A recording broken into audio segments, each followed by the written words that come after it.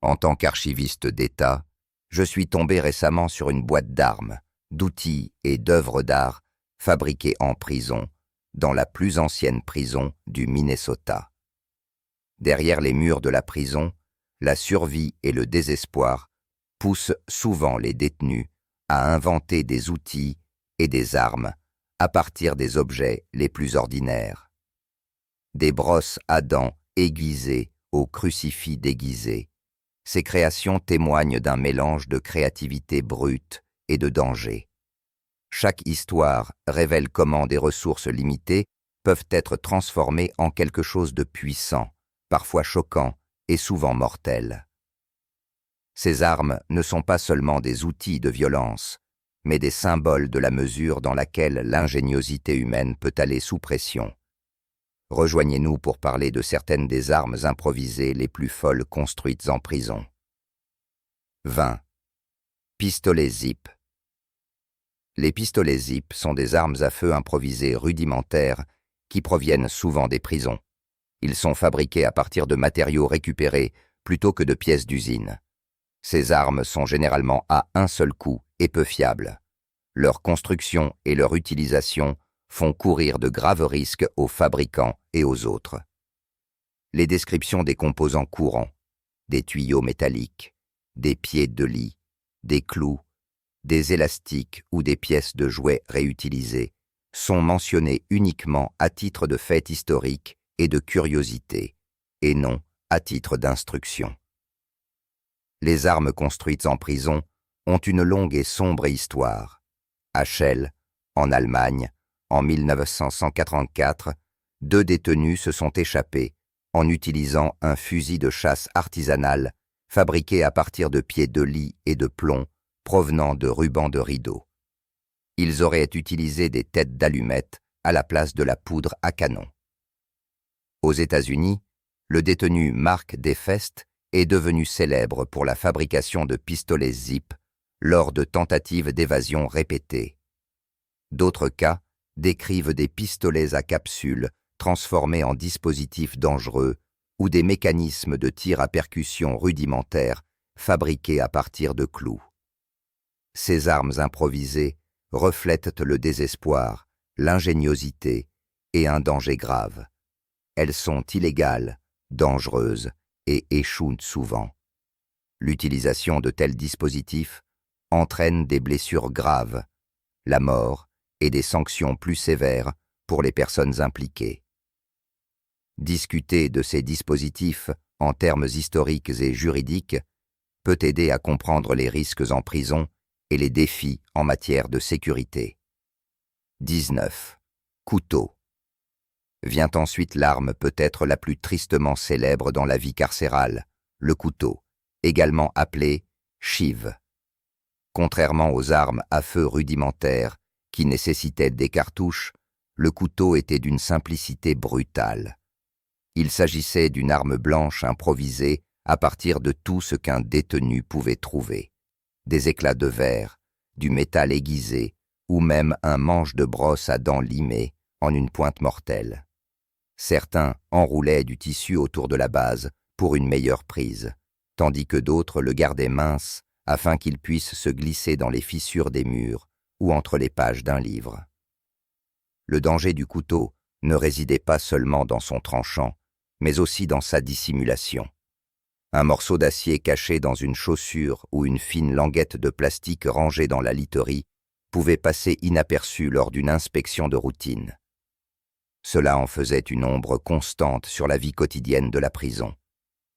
Les groupes rivaux savaient que ces lames existaient, mais le secret qui les entourait rendait chaque pas dans la cour incertain.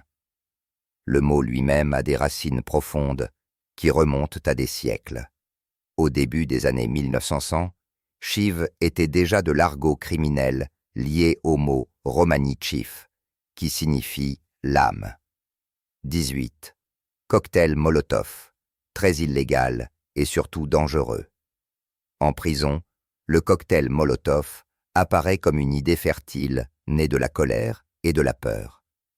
Les détenus ont parlé de bouteilles incendiaires de fortune assemblées à partir de récipients récupérés et de liquides ménagers. Ces récits sont rarement techniques et se concentrent davantage sur le désespoir que sur l'artisanat. Des histoires décrivent comment de petits groupes se préparaient à des émeutes, à des tentatives désespérées de dissuasion ou à des évasions spectaculaires, toujours conscients que de tels dispositifs comportent des risques extrêmes. L'histoire montre que ces bouteilles incendiaires sont devenues des outils pour de nombreux types de conflits, des émeutes de rue à la résistance en temps de guerre. À l'intérieur d'une prison, l'arme est autant un symbole qu'un outil, une déclaration brutale de révolte. Les récits de prison mettent souvent l'accent sur les dangers évidents, les brûlures, les allumages accidentels et les transferts vers des établissements plus stricts. Les gardes punissent sévèrement la possession et des ailes entières peuvent être fermées après le moindre indice de fabrication. En entendant cela, on ne peut s'empêcher de ressentir la froide logique de la violence de fortune. Cela révèle comment des ressources limitées et des émotions brutes peuvent produire des improvisations terrifiantes. Les documents mettent l'accent sur les conséquences, les blessures, les longues peines et le renforcement de la sécurité pour tous. Les détenus qui ont tenté de tels actes ont rarement retrouvé la liberté. 17. Arbalètes fabriquées en prison. La dernière chose que les gardiens de prison s'attendaient à trouver derrière les barreaux était une arbalète entièrement fonctionnelle, fabriquée presque entièrement à partir de brosses à dents. Pourtant, en 1998, à l'intérieur du pénitencier de Stony Mountain, au Manitoba, au Canada, un détenu a réussi à construire une arme qui a stupéfié le personnel tant par son ingéniosité que par sa précision. Une fois confisquée, les tests ont montré que l'arbalète pouvait tirer des fléchettes artisanales avec une précision surprenante, atteignant des cibles jusqu'à 12 mètres de distance. Le cadre de cette étrange arme provenait de 10 brosses à dents soigneusement assemblées, renforcées par un morceau de pince de cafétéria en aluminium.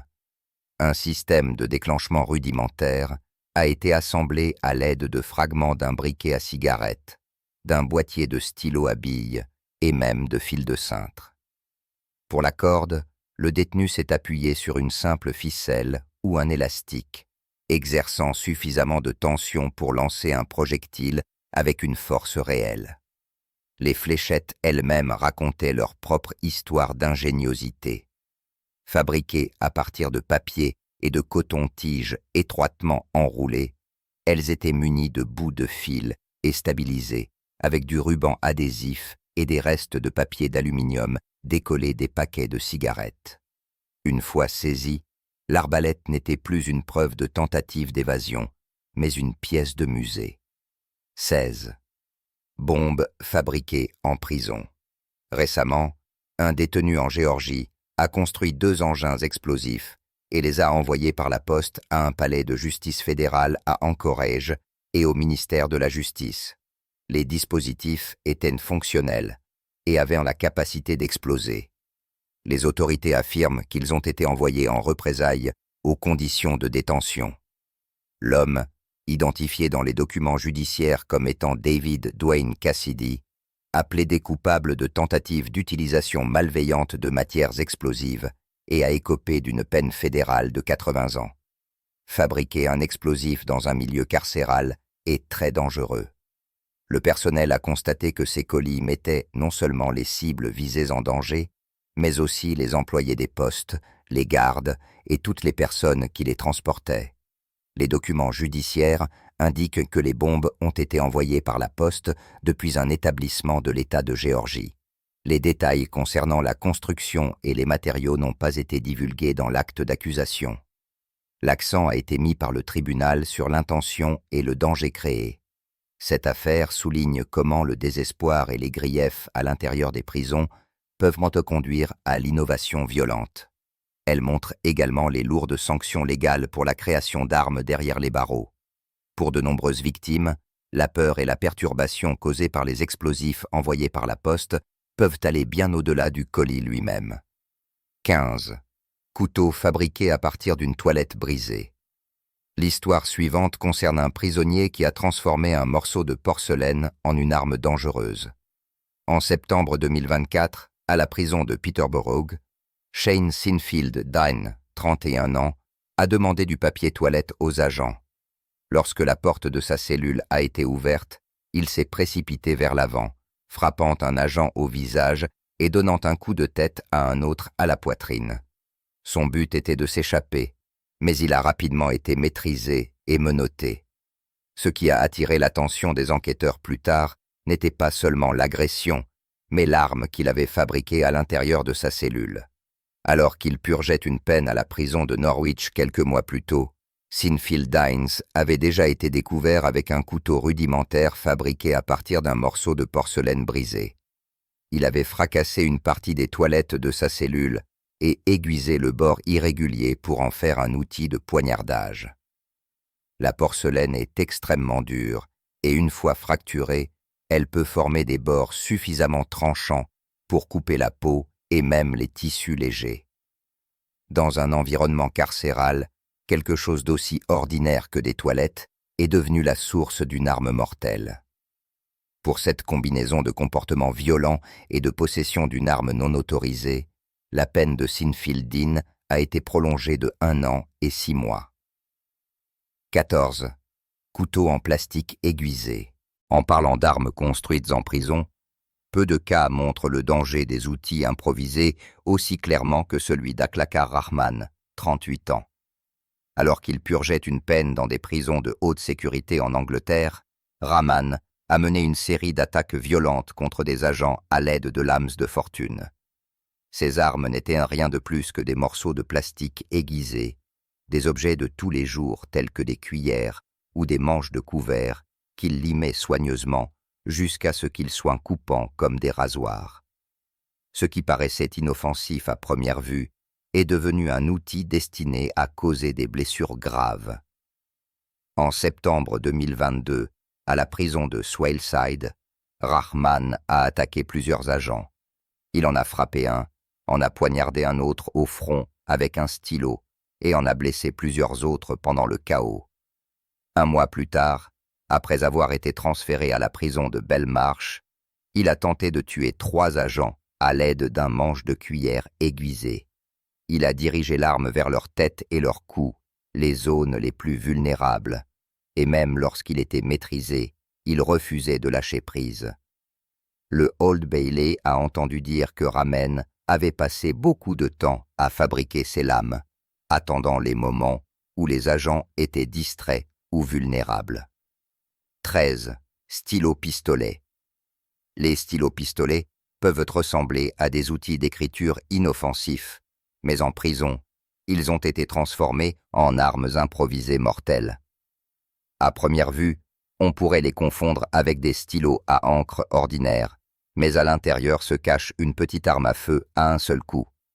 Ces armes sont généralement chambrées en petits calibres tels que 222 LR, 25 ACP ou 32 ACP.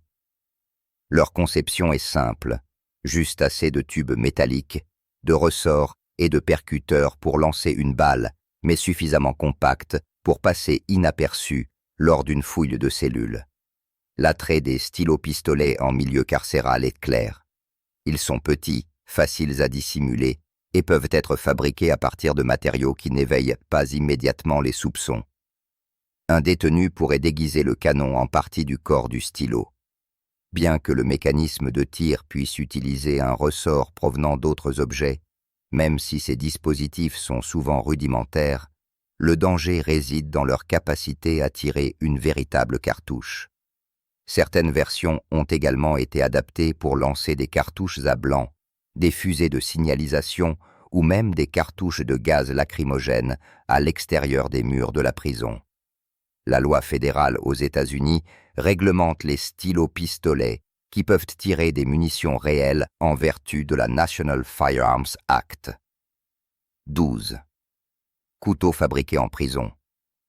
Gary Owen Miller, un détenu du JCCCC, est accusé d'avoir poignardé un agent correctionnel en février 2025.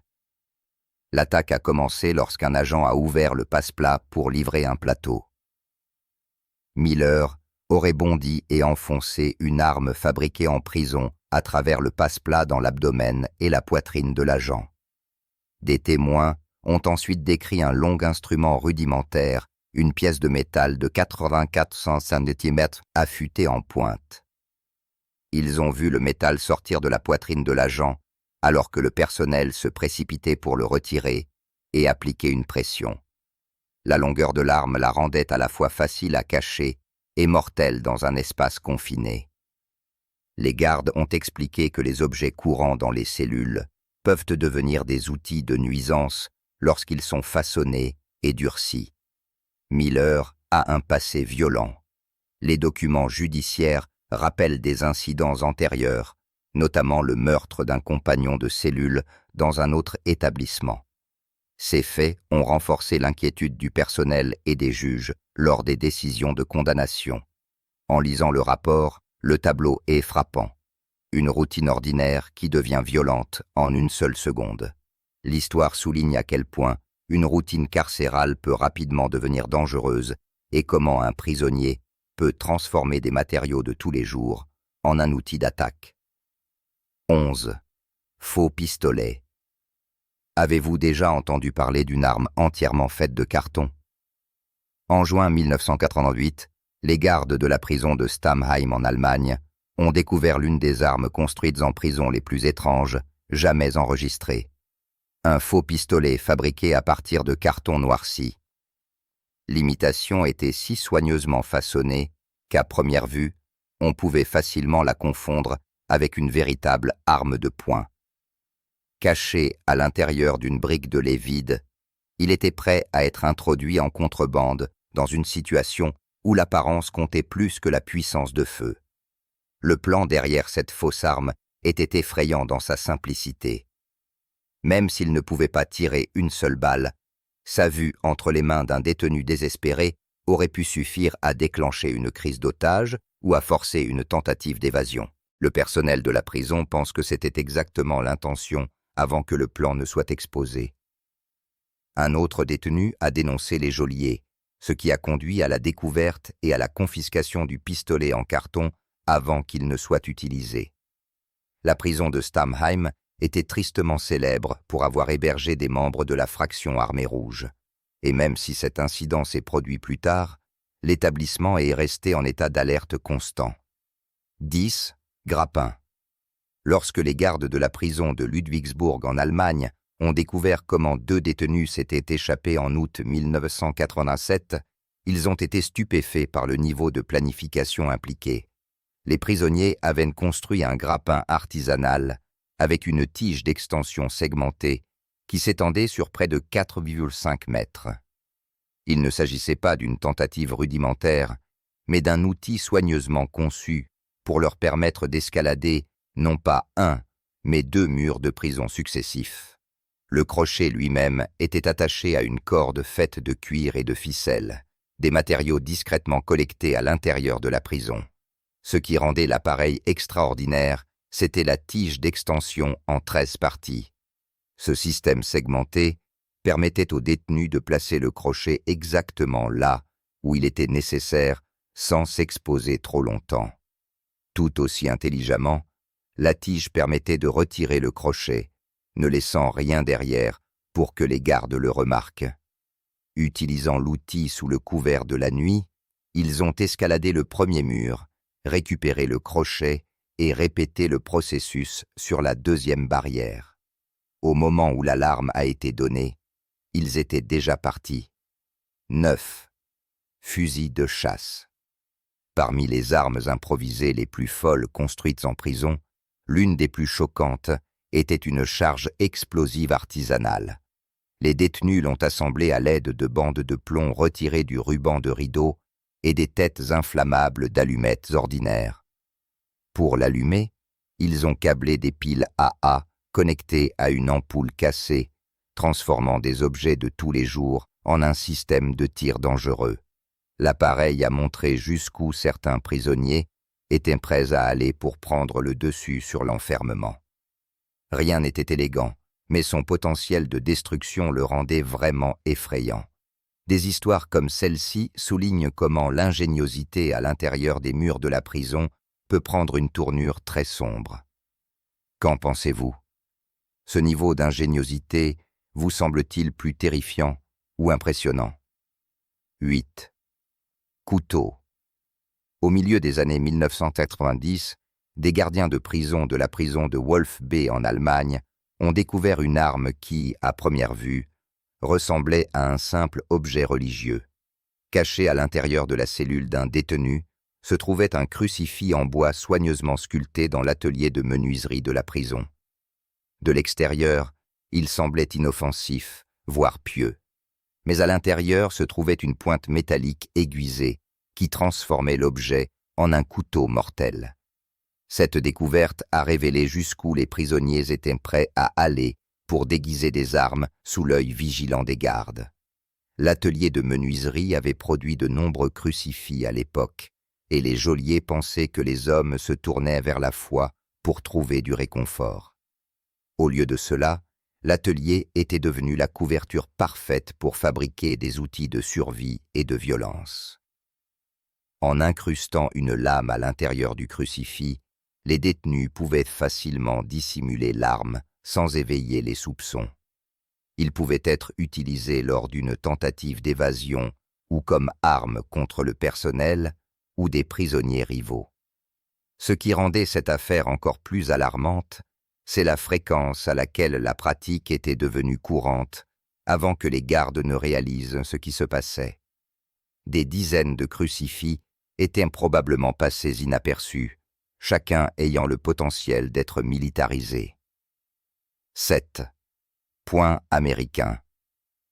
Un poing américain avec une poignée rembourrée a été découvert à l'intérieur de la prison de Wolf B en Allemagne vers 1993. Contrairement aux armes rudimentaires assemblées à la hâte, celui-ci a révélé une quantité surprenante de planification et d'habileté. Il avait été fabriqué à partir d'une râpe, un outil métallique lourd probablement volé dans l'atelier de la prison. Les ateliers étaient destinés à la formation et à la réadaptation, mais des outils comme celui-ci fournissaient la matière première pour la contrebande dangereuse lorsqu'ils tombaient entre de mauvaises mains. Le cadre solide de la râpe a été retravaillé pour s'adapter aux jointures, le transformant en une arme de frappe brutale. Ce qui distinguait cet objet était la poignée rembourrée. En enveloppant ou en amortissant la poignée, le détenu qui l'a construit s'est assuré que l'arme pouvait être utilisée avec plus de force sans se blesser à la main. Ce petit détail montre non seulement le désespoir, mais aussi une sorte d'ingéniosité sombre, car le confort et l'efficacité ont tous deux été pris en compte. Pour le personnel de la prison, la découverte de cette arme a mis en évidence un problème plus vaste. Les outils destinés à la réadaptation pouvaient également être transformés en instruments de violence. 6. Fusil de Glasgow. S'il y a une chose que les gardiens de prison redoutent, c'est la découverte d'objets de contrebande qui n'auraient jamais dû exister en premier lieu. En 2025, un gangster nommé Cade Johnson, qui purgeait une peine à la prison d'Adwell en Écosse, a été surpris en vidéo en train de se vanter alors qu'il brassait de l'alcool à l'intérieur de sa cellule. Le clip, d'une durée de seulement 13 secondes, le montrait debout au-dessus d'un seau jaune caché sous une bâche en plastique. Il a affirmé que le mélange à l'intérieur deviendrait bientôt de la vodka, l'appelant fièrement « Ouch ». Ce qui rendait la scène frappante, ce n'était pas seulement l'audace de l'enregistrer sur un téléphone jetable, mais aussi l'audace de transformer des objets quotidiens de la prison en un kit de brassage. Avec rien de plus qu'un seau, du sucre, des fruits et de la patience, des détenus comme Johnson ont réussi à produire de l'alcool fort qui pouvait alimenter les troubles derrière les barreaux. Pour le personnel de la prison, de telles découvertes sont plus qu'embarrassantes. Elles soulignent à quel point il est difficile d'arrêter l'ingéniosité une fois que les détenus y mettent leur esprit. La vidéo de Johnson était plus qu'une vantardise. C'était un rappel qu'à l'intérieur des murs de la prison, même une bouteille de fer à repasser pouvait faire partie d'un alambic illicite. 5. Piqué en bois. Un homme purgeant une peine à l'établissement correctionnel de Kershaw en Caroline du Sud a choqué les responsables de la prison lorsqu'il a transformé un simple morceau de bois en une arme mortelle. Emmanuel Hutchinson, qui purgeait déjà une peine de 14 ans pour cambriolage et vol, a été accusé d'avoir tué son codétenu Terry Wayne Cook Jr. le 6 mai 2025. L'arme a été décrite comme un piquet en bois fait maison, aiguisé en pointe et dissimulé jusqu'au moment où il a été utilisé. Selon les rapports, Hutchinson a poignardé Cook à plusieurs reprises au cou, à la tête et au visage. Les blessures se sont avérées mortelles et Cook est décédé près d'un mois plus tard, le 5 juin. Les autorités ont révélé que Hutchinson a avoué plus tard l'attaque, ajoutant un autre chapitre violent à un système pénitentiaire déjà aux prises avec une augmentation des homicides entre détenus. Ce qui rend cette affaire effrayante, c'est la façon dont des matériaux ordinaires peuvent être transformés en outils mortels derrière les barreaux. Un morceau de bois, probablement récupéré sur des meubles ou d'autres accessoires de la prison, a été taillé avec le temps et la détermination jusqu'à ce qu'il devienne suffisamment tranchant pour perforer des zones vitales. Pour les gardes, c'était un rappel de la rapidité avec laquelle le contrôle peut être perdu lorsque l'ingéniosité devient dangereuse. 4 échelles. Le 10 octobre 1994, 2 détenus de la tristement célèbre prison de Santa Fe à Hambourg ont choqué les gardes avec une évasion audacieuse. Gard Pak et Riemann Albert avaient discrètement transformé des rails en acier provenant de bibliothèques de prison en une échelle fonctionnelle.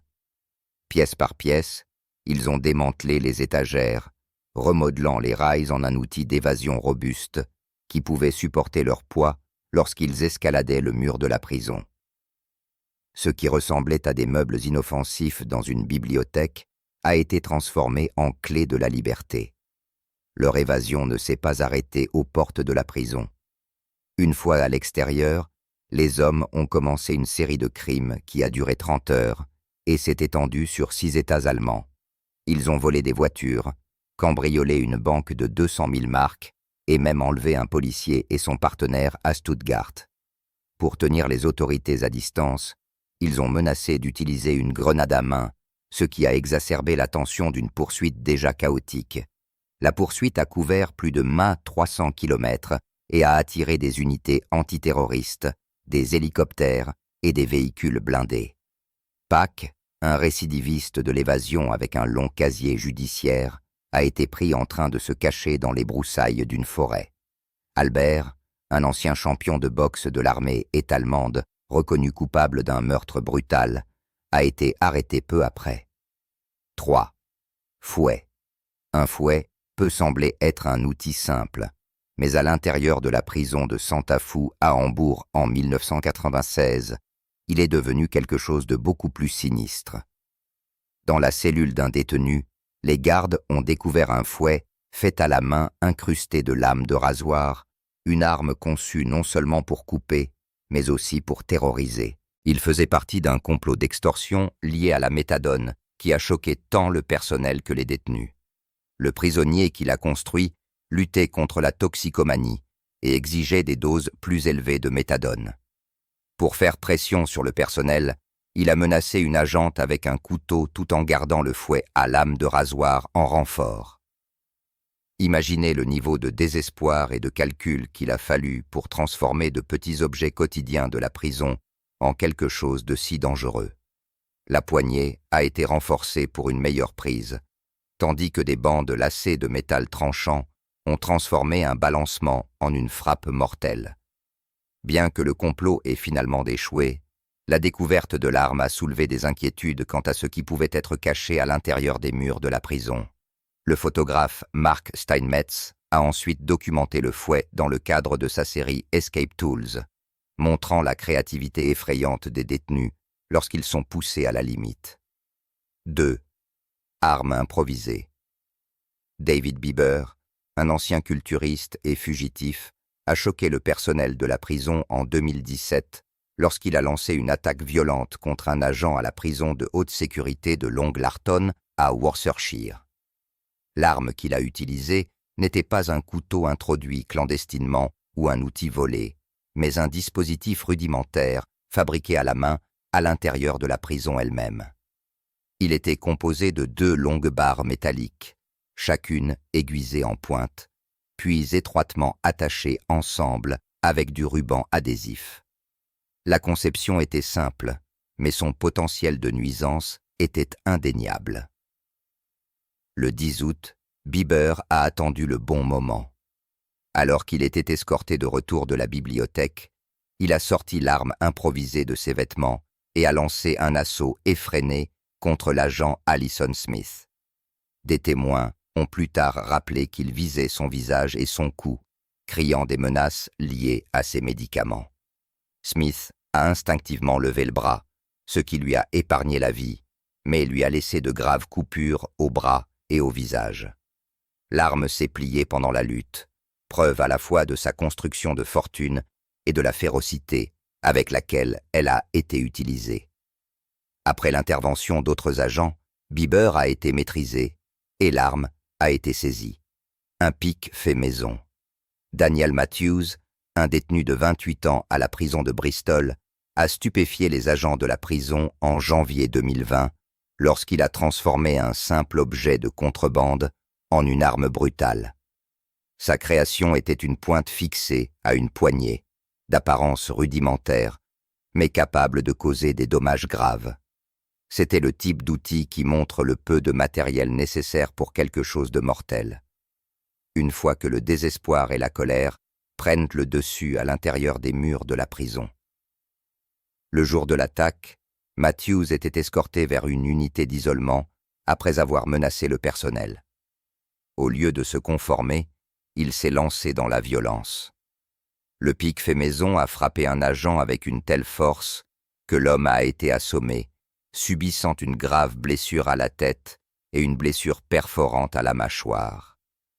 Un autre agent s'est retrouvé avec une orbite fracturée, tandis que d'autres ont subi un doigt disloqué et des coupures lors de l'agression. L'arme elle-même, bien qu'artisanale, était efficace.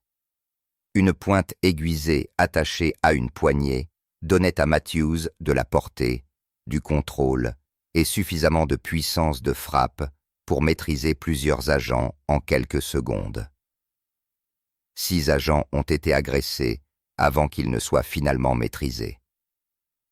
Pensez-vous que les détenus fabriquent ces armes davantage par peur, pour survivre ou pour tenter de s'échapper? Faites-le nous savoir dans les commentaires et abonnez-vous à notre chaîne pour en savoir plus.